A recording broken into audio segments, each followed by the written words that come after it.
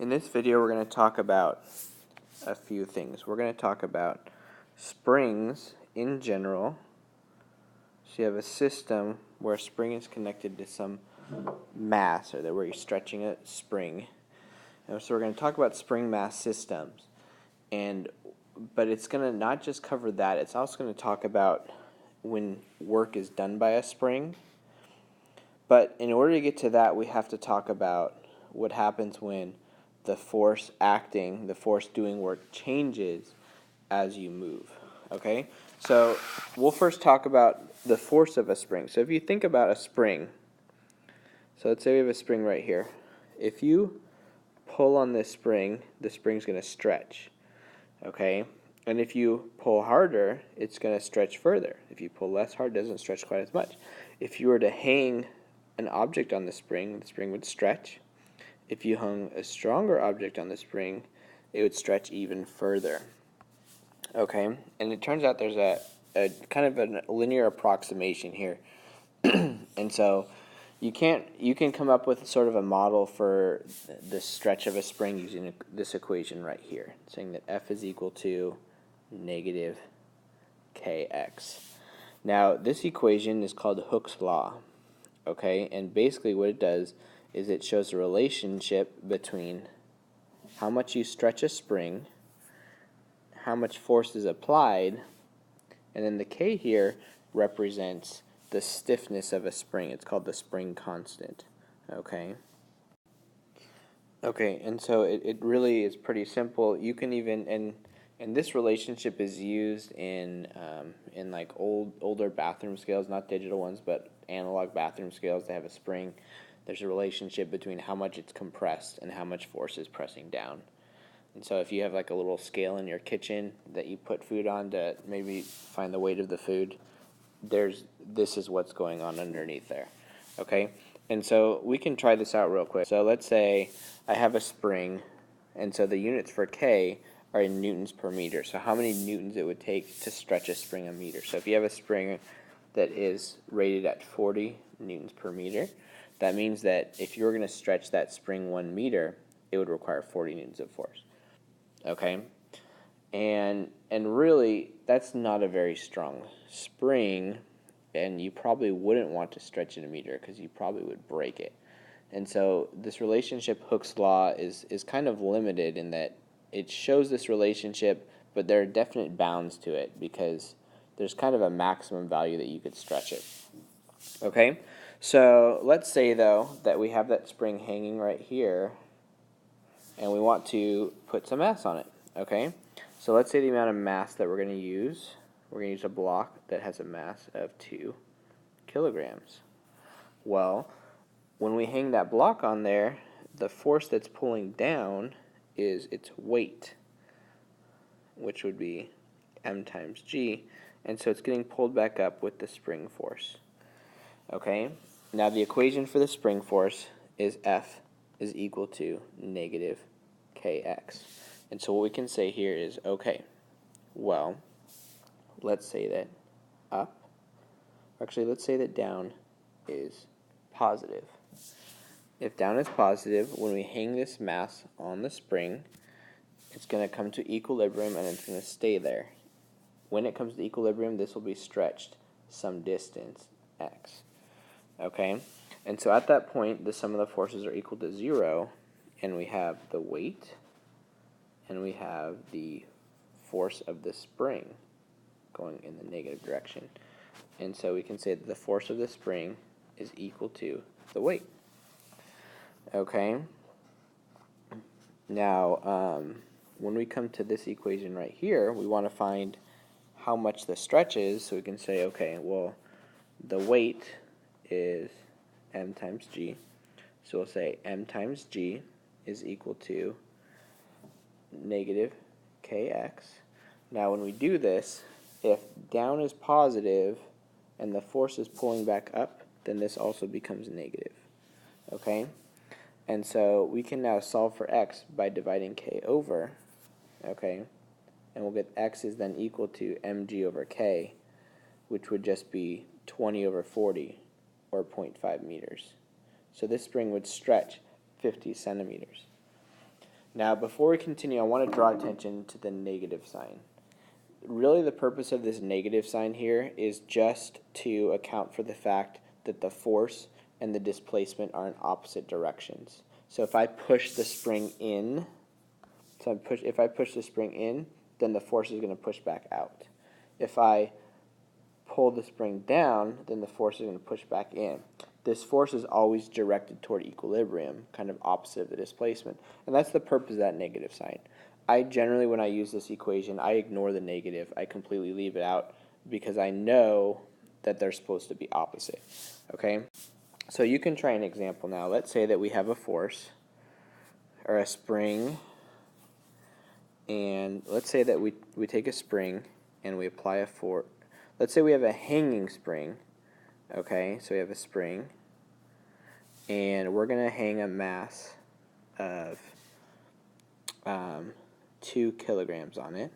So we have a 2 kilogram block that we're going to hang on the end, and it's going to cause it to stretch, and we find that when we hang it on there, it stretches 30 centimeters or 0.3 meters. Okay, if that's the case, then what's going to be the K value or the stiffness of that spring if a 2 kilogram mass causes it to stretch 0.3 meters? Go ahead and solve for that. So if you plug this into Hooke's law, we know that the weight is the force pulling it down. If it stretches 0.3 meters, we could divide that over and get that this spring has a strength of 67 newtons per meter. Okay? And so there we have the strength of the spring. All right? So we've talked a little bit about springs. Let's talk about finding the work done by a spring. Well, when we find work, it's the force times the displacement. But the problem here is that when the force changes with the displacement, this doesn't work anymore. Okay, let's think of it from the perspective of a graph. Okay, if I have a constant force and I multiply it by the displacement, I'm just multiplying this times this, and that actually gives me the area. Okay, and that works because this is constant. Okay, and one way that's helpful is in physics to think of all multiplication as finding the area of something or the integral of something. Okay, so when we stretch this down here to a force that changes with distance, like a spring, well, we can't just multiply F times X anymore because F changes with X. And so we have to like kind of add all those little F times X's up or find the area of this larger object. Okay, so we can find the work done by the spring by finding the area of this graph, finding this area. Okay, in calculus, you learned that that process is called taking the integral. So what we can say here is that work not only is equal to the force times the displacement, but it's equal to the integral of F dx. And when it's a constant force, like this scenario right here, it's just F times X. F times X. When it's a changing force, like right here, then we have to find the area and do some work. Okay? So we can do this real quick for a spring. So if we're going to stretch a spring some distance, let's say that it starts from, let's put a new slide here. So let's say we want to find the work done by a spring. Well, that would be the integral of Hooke's law, right, which is Fx times dx, okay, and we're going to integrate this from the final position, the final position to the initial position. So if we integrate fx with respect to dx, we're going to end up with 1/2 k x squared, and if we evaluate from x naught to x final, we get 1/2 times k times x final squared minus x initial squared. And so this is the work done by a spring. Okay, and so it has to do with the change in position. Okay, and so if it's changing from equilibrium and this is 0, then just 1/2 times k times the x squared. If we have two positions for the spring, then we really just subtract them here. Okay, and so this is how we find work done by a spring. And on that same note, this is how you find work done by any variable force, by taking the integral with respect to the displacement. Okay? And so we could think of an example here in which work is done by a spring. So let's say that we have a spring, okay, that's compressed. Let's say it's compressed 0.3 meters. And then let's say that it has a K value of 30 newtons per meter. Okay, and let's say that it's going to release this 1 kilogram mass, and it's going to slide along a rough surface with a coefficient of friction of 0.3. And so the question is, how far will it slide before it comes to a stop?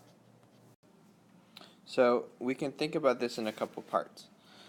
We can think about what happens when the spring is interacting with the block. And so if we were to graph maybe kinetic energy over time, we could say, okay, when the block is in contact with the spring and it's being released, the kinetic energy increases as the spring gets released. And technically, I suppose it should be instead of being linear, it might be curved because it's proportional to x squared. So we might have an increase like this. And then when the block releases from the spring and starts interacting with the friction, then that kinetic energy is going to decrease as the friction removes energy from the system. So it might look like that. We start with 0 and we end with 0. And so at the end, the total energy of this system is 0. And so we can say, okay, the work done by the spring plus the work done by friction will be equal to 0. The work done by the spring will be 1/2 K times the final position squared minus the initial position squared. And the work done by friction will be the force of friction, or mu times the normal force, times that distance it's sliding. Okay? And so we can say, all right, well, the final displacement, if the spring is going to release the block at equilibrium, then this is going to be equal to 0. And we can say then, okay, and then here we'd have the cosine of the angle, right? Because it's going to be negative work. It's taking energy away. And so we could say, okay, 1/2 times k times x squared will be equal to mu times m times g times the cosine of the angle times delta x. Okay? And from here we can solve this x right here is 0.3 meters. This k right here is 30 newtons per meter.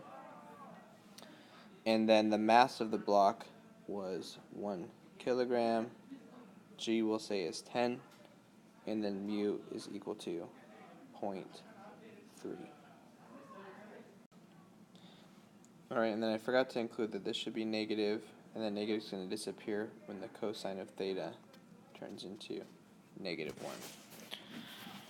Okay, and so I'm just realizing how messy this is getting, and I'm sure this is confusing to follow, so I'm apologizing about that. When you solve all this, you'd have a displacement. It's going to slide 0.45 meters. Okay, so we're going to look at one more problem, and then we'll wrap this up. So let's say that we have a force that is a function of distance or displacement that's going to act, it's going to be, let's say, 3x squared plus 2, and it's going to act between 0 meters to 2 meters. And so there's some situation where you're experiencing this force that changes with distance. A spring is an example. Maybe you have some kind of ramp, and so as you go up the ramp, the strength of gravity is going to increase.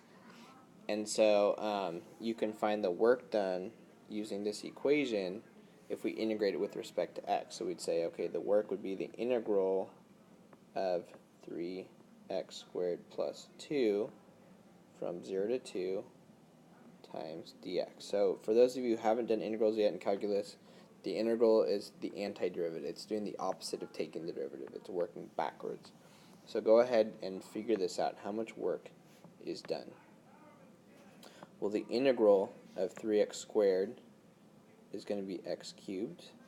The integral of 2 is going to be 2x. And then we're going to evaluate from 0 to 2. At 0, it's going to be 0.